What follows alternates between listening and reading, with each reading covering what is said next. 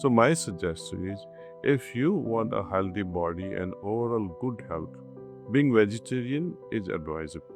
Serena Williams, Tom Brady, Colin Kaepernick, Lewis Hamilton, and the great Virat Kohli, all of them are vegetarian.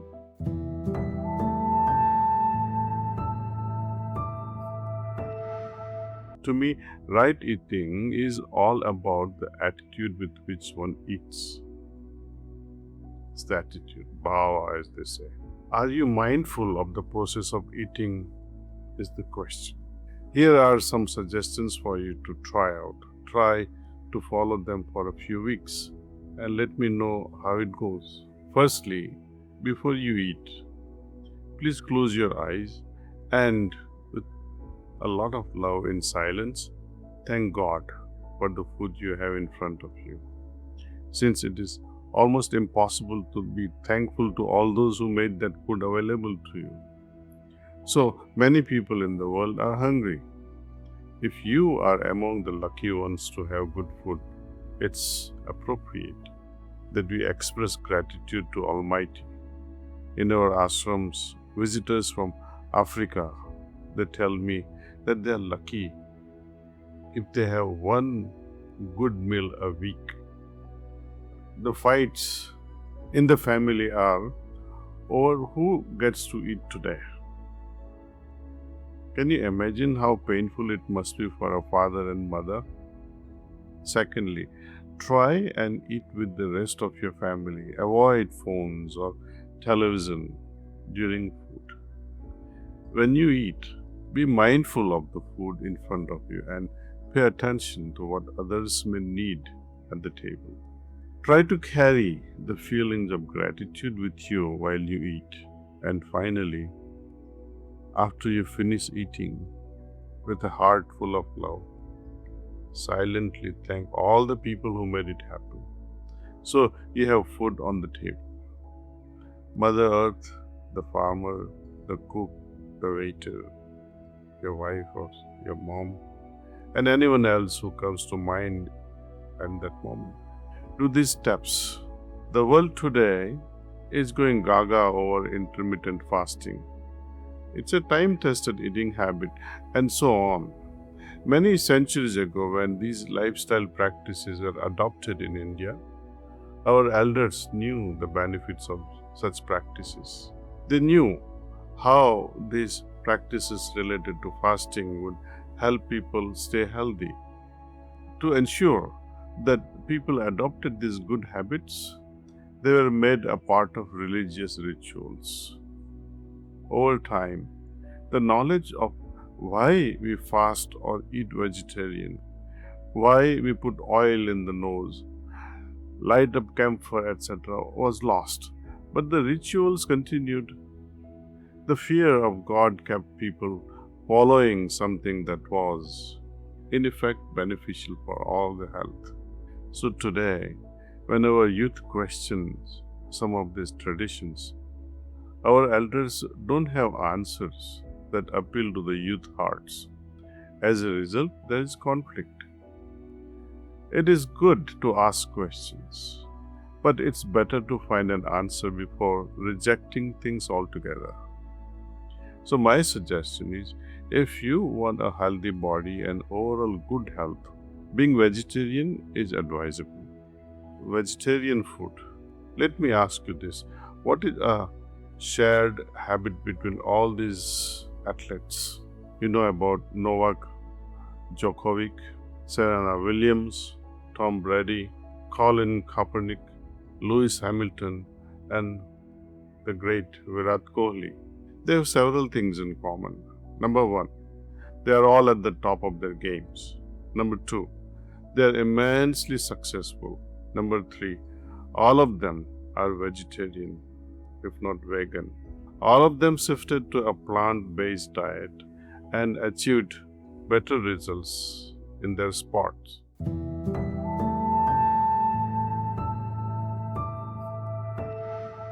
You could be simply heartbroken due to what happened during the daytime, or while partaking your meal, maybe you're recollecting something that happened during daytime that broke your heart. Such a mood will surely affect the way you digest your food. Even the best food that is put in front of you by your loved ones, if your mood is not right, it will turn to ashes. Or say you are so happy and feeling loved that even the simplest of foods made by someone you love will taste just divine. So, where is the pleasure? Is it not in our perception and state at the time of partaking of this meal?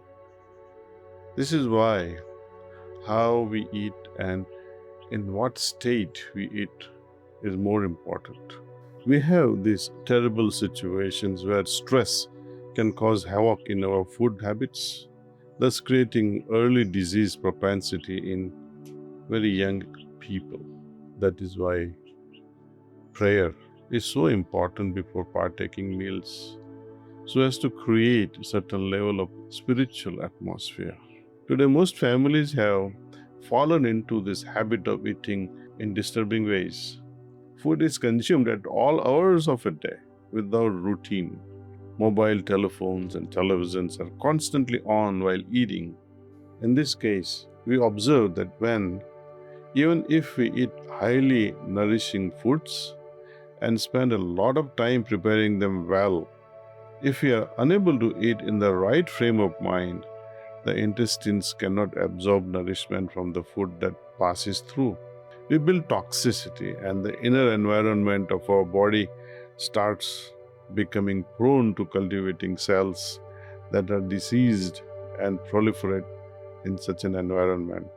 Now, let's reverse the trend. Say, we have taken time to eat in a peaceful frame of mind that comes because of harmonious inner and outer environment. You practice meditation every morning and are able to maintain that flow of meditative state during the daytime. When it is time for a meal, you approach the table with a sense of peace and can give relevant attention to the details. You sit down with your family or friends with a sense of connection. You switch off your phone and take the time to chew and eat. What happens now? Nothing very striking because it's natural and that's how it's supposed to be. When something in the above description goes wrong, not peaceful environment, not cooked well, complaints, wrong company, they all contribute towards toxic food. I suggest not only before eating, but most essentially after eating, it is even more important. My experience shows that time and again, that grace follows when you become grateful for the food that you have consumed and offer this gratefulness silently with your closed eyes after you have completed your meal. When we learn to eat in a manner that is so suitable to us, and we begin feeling high energy and good health, joyful and lighter, then the experience of eating becomes sacred and pleasant, or vice versa. In such a situation, how would we even dream of wasting any food when we know just how important and beneficial it is for us? In a natural way, we create a pattern of respect for environment by consuming with care what is suitable and in the right amount. Looking from a spiritual angle, certainly it is a fact that wasting food or consuming irresponsibly has an impact on us. Awareness or lack of awareness leading to inner harmony or discord, peace or disturbance, leads us often to optimization or lack of it. Peace literally oozes out of us, and when so many of us start living in such a manner, all oozing out peaceful vibrations out of contentment, our impact on the planet will shift towards an authentic and responsible behavior that naturally includes the good of all beings, not just human. Each day, as we cultivate such an inner quality of life, we would automatically know when to eat, how to eat, how much to eat, and what time of the day to eat in the most natural and simple way, simplest manner. Everything starts falling into place as we are able to draw just what is required and develop an inner compass that can guide us towards good eating habits.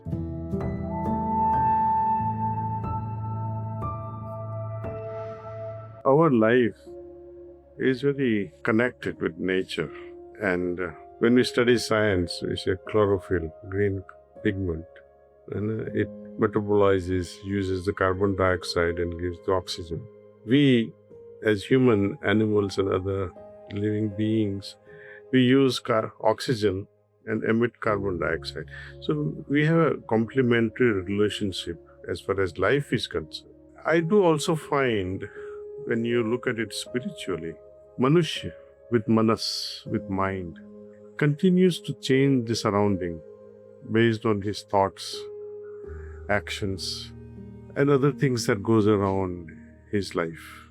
When we observe party going on, the party of romantic people, there is certain level of vibrations. When we visit a Smashan Bhumi, crematorium, there is a certain level of vibratory level. When there is a newborn child in someone's house, there is a jubilant, joyful environment then. Marriage ceremony, similar environment based on the couples and the families that's entertaining this marriage wedding ceremony. Our actions, our thoughts create environment. Either we spoil them or we make it so magnificent and glorious. Now, when it comes to plants and trees, they don't have manas like us. They also have some level of consciousness, but it is not changing. You cannot change it. Of course, you can, as human being, can influence with our manas the consciousness, the vibratory pattern of the green environment, nature itself.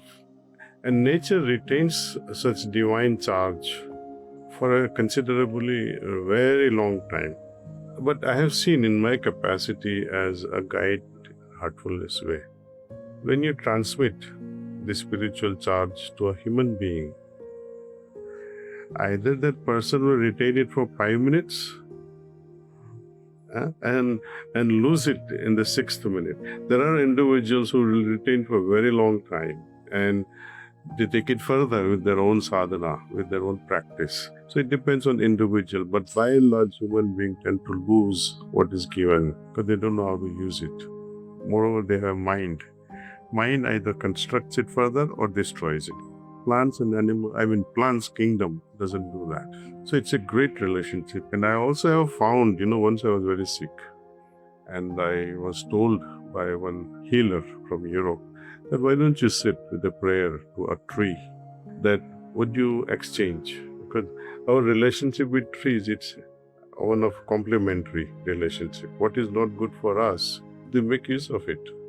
And what is not good for them, we can take it.